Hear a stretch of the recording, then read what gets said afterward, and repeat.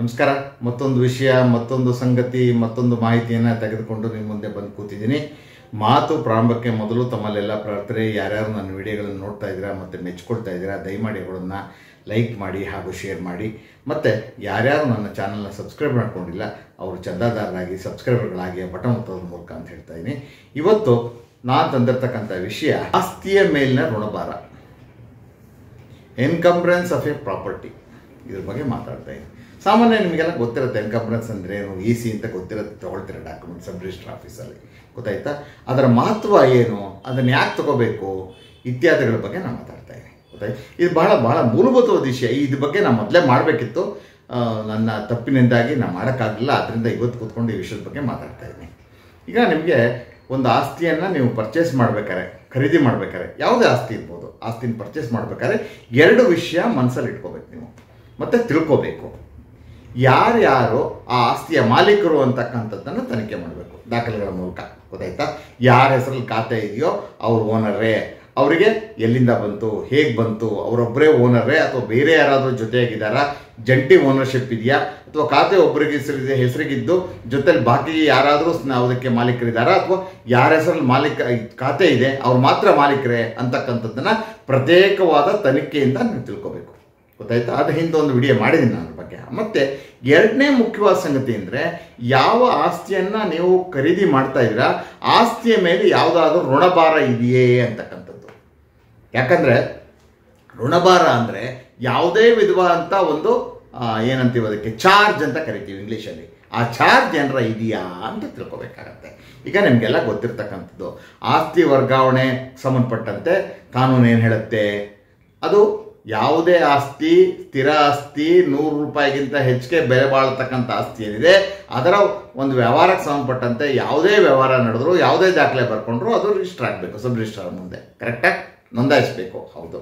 ಈಗ ನೀವೊಂದು ಕ್ರಯಪತ್ರ, ದಾನಪತ್ರ, ಪಾರ್ಟಿಷನ್ನು, ಗೊತ್ತಾಯ್ತಾ, ಅಥವಾ ಯಾವುದೋ ಖರೀದಿ ಮಾಡೋಕ್ಕೆ ಒಪ್ಪಂದ, ವಿನಿಮಯ ಪತ್ರ, ಯಾವುದೇ ಮಾಡ್ಕೊಳ್ಳಿ ನೀವು, ಅವಾಗ ಅದು ಅದಕ್ಕೆ ನೀವು ಯಾವ ಆಸ್ತಿನ ಈ ಥರ ವ್ಯವಹಾರಕ್ಕೆ ಉಪಯೋಗಿಸ್ಕೋಬೇಕು ಅಥವಾ ಯಾವ ಆಸ್ತಿಯನ್ನು ಈ ಮೂಲಕ ಯಾವುದೇ ಒಂದು ದಾಖಲೆಯ ಮೂಲಕ ಪಡ್ಕೋಬೇಕು ಅಂತ ಇಚ್ಛೆ ಮಾಡ್ತೀರಾ, ಆಗ ಆ ಆಸ್ತಿಗೆ ಸಂಬಂಧಪಟ್ಟಂತೆ ಯಾವುದಾರ ಋಣಭಾರ ಇದೆಯಾ, ಹಿಂದೆ ವ್ಯವಹಾರಗಳು ಯಾವ್ದಾರು ನಡೆದಿದೆಯಾ. ಋಣಭಾರ ಅಂದರೆ ಸಂಪಟ್ಟಂತೆ ಈಗ ಒಂದು ಆಸ್ತಿಗೆ ಒಬ್ಬರಿಗೆ ಅದರ ಮೇಲೆ 100%, 100% ಹಕ್ಕಿದೆ ಅಂತ ಇಟ್ಕೊಳ್ಳಿ, ಸಂಪೂರ್ಣ ಮಾಲೀಕರು ಅಂತೀವಿ, ಅಬ್ಸಲ್ಯೂಟ್ ಓನರ್ ಅಂತ.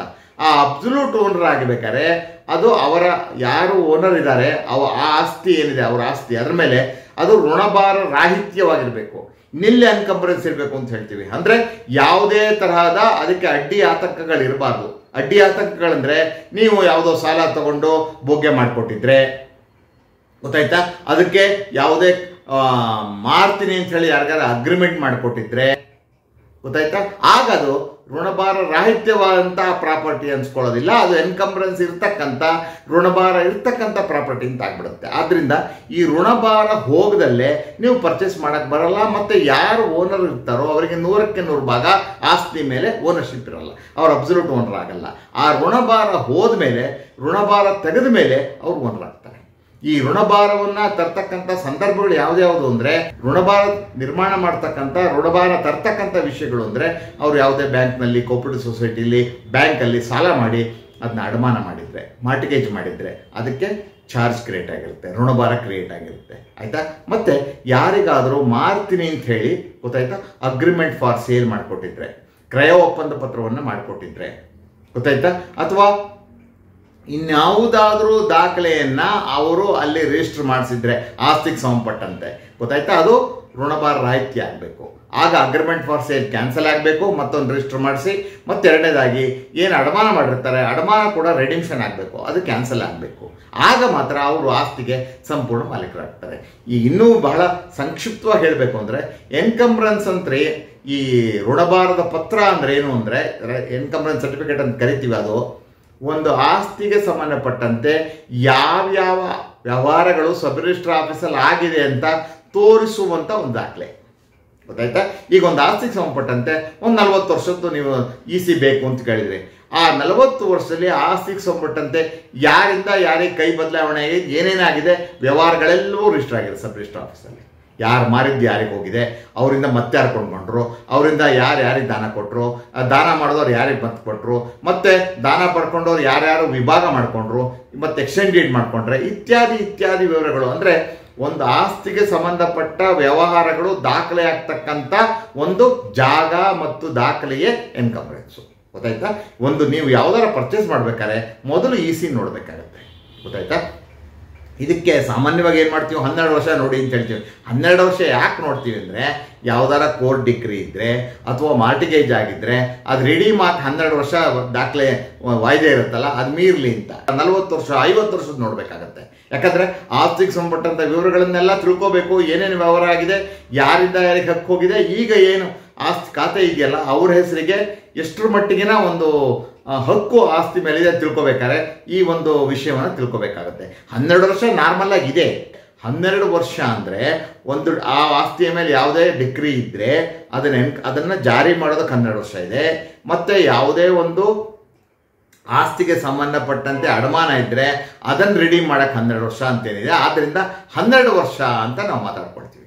12 ವರ್ಷ ಮಾತ್ರ ನೋಡಬೇಕು ಅಂತ. ಆದ್ದರಿಂದ ಈ ಕಡ್ಡಾಯ ಅಲ್ಲ 12 ವರ್ಷದ್ದು, ಅದಕ್ಕಿಂತ ಜಾಸ್ತಿ ನೋಡಬೇಕಾಗತ್ತೆ. ಆದರೆ ಎಷ್ಟು ಮುಖ್ಯ ಈ ಒಂದು ಸಬ್ ರಿಜಿಸ್ಟ್ರಾರ್ ಆಫೀಸಲ್ಲಿ ನಾವು ಅಪ್ಲೈ ಮಾಡಿ ತಗೊಳ್ತಕ್ಕಂಥ, ಈಗೆಲ್ಲ ಆನ್ಲೈನ್ ಕಾವೇರಿ ವೆಬ್ಸೈಟಲ್ಲಿ ಕೂಡ ಅಪ್ಲೈ ಮಾಡಿ ನೀವು ನೋಡ್ಬೋದು. ಗೊತ್ತಾಯ್ತಾ? ಅದನ್ನು ಪ್ರೊಡ್ಯೂಸ್ ಮಾಡಿದರೆ ಅದನ್ನು ತೊಗೊಂಡ್ರೆ ನಿಮಗೆ ಮನವರಿಕೆ ಆಗುತ್ತೆ, ಯಾವುದೇ ವ್ಯವಹಾರ ನಡೆದಿಲ್ಲ, ಕಳೆದ 12 ವರ್ಷ ಅದಕ್ಕಿಂತ ಹೆಚ್ಚಿನ ಅವಧಿಯಲ್ಲಿ ಯಾವುದೇ ವ್ಯವಹಾರ ನಡೆದಿಲ್ಲ, ಯಾರಿಗೂ ವರ್ಗಾವಣೆ ಆಗಿಲ್ಲ ಅಂತಕ್ಕಂಥದ್ದು ನಿಮಗೆ ಮನವರಿಕೆ ಆದರೆ ಆಗ ಆಸ್ತಿಯನ್ನು ಕೊಡ್ಬೋದಾಗಿರುತ್ತೆ. ಒಂದು ವೇಳೆ ಯಾವುದೇ ವಿಧವಾದಂಥ ವ್ಯವಹಾರದ ಹೇಳಿದಂಥ ವ್ಯವಹಾರದ ಎಂಟ್ರಿಗಳಲ್ಲಿ ಬಂದರೆ ಅದನ್ನು ಕೊಡೋಕ್ಕೆ ಬರೋದಿಲ್ಲ. ಯಾರು ಮಾರ ಕೊಟ್ಟಿದ್ದಾರೆ ಅವನಿಗೆ ಸಂಪೂರ್ಣ ಹಕ್ಕಿರೋದಿಲ್ಲ. ಆ ಸಂಪೂರ್ಣ ಹಕ್ಕನ್ನು ಆತ ಗಳಿಸ್ಕೋಬೇಕಾದ್ರೆ ಏನೇನು ಋಣಭಾರ ಅಲ್ಲಿ ಎಂಟ್ರಿ ಆಗಿದೆ ಈಸಿನಲ್ಲಿ ಅದು ಋಣಭಾರ ರಾಹಿತ್ಯ ಆಗಬೇಕು, ಎನ್ಕಂಬರೆನ್ಸ್ ಹೋಗಬೇಕು, ಋಣಭಾರವನ್ನು ತೆಗೆದುಹಾಕಬೇಕು. ಗೊತ್ತಾಯ್ತಾ? ಆ ತೆಗೆದು ಹಾಕಿದರೆ ಆತ ಮಾಲೀಕನಾಗ್ತಾನೆ. ಇದು ಎನ್ಕಂಬರೆನ್ಸ್ ಸರ್ಟಿಫಿಕೇಟ್ ಅಂದ್ರೆ ಏನು, ಅದರ ಮಹತ್ವ ಏನು, ಋಣಭಾರ ಅಂದ್ರೇನು, ಋಣಭಾರ ರಾಹಿತ್ಯ ಅಂದ್ರೇನು, ಋಣಭಾರ ಇರ್ತಕ್ಕಂಥ ಆಸ್ತಿಯನ್ನು ಕೊಳ್ಳಕ್ಕಾಗತ್ತೆ ಇಲ್ವೇ, ಮತ್ತು ಋಣಭಾರ ರಾಹಿತ್ಯವಾದಂಥ ಆಸ್ತಿಯನ್ನು ನಾವು ತಗೋಬೋದೇ ಬೇಡವೇ ಅಂತಕ್ಕಂಥದ್ರ ಬಗ್ಗೆ ನನ್ನ ಮಾತುಗಳು ಇಷ್ಟು. ಈ ವಿಷಯದ ಬಗ್ಗೆ ನಿಮಗೆ ಮೂಲಭೂತವಾದ ಸಂಕ್ಷಿಪ್ತವಾದ ವಿಷಯವನ್ನು ಮಾಹಿತಿಯನ್ನು ತಿಳಿಸ್ತಾ ನನ್ನ ಒಂದು ಇವತ್ತಿನ ಮಾತನ್ನು ಮುಗಿಸ್ತಾ ಇದ್ದೀನಿ. ನಮಸ್ಕಾರ.